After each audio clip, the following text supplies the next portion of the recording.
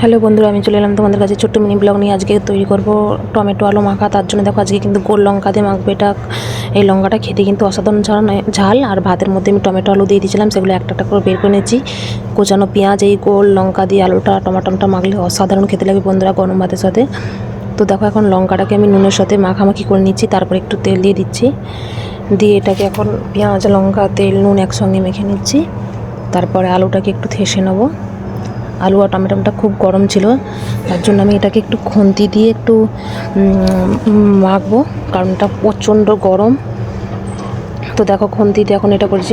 ভাতটা আমি বেশি ছাড়াইনি, হালকা হালকা ভাত লেগেছিলো। তো দেখো টমেটো আলু মাখা আমার কমপ্লিট হয়েই গেল। এটা কাঁচা টমেটোটা দিয়ে করেছিলাম, হালকা কাঁচা। তো দেখো কত সুন্দর লাগছে দেখতে, আর খেয়ে দেখলাম অসাধারণ হয়েছে বন্ধুরা। ভালো লাগলে অবশ্যই লাইক কমেন্ট করবে এবং চ্যানেলটাকে অবশ্যই সাবস্ক্রাইব করবে। আজকের মতো এখানেই, সবাই সুস্থ থাকবে, ভালো থাকবে। আবার আমি নেক্সট ভিডিও নিয়ে আসছি আপনার।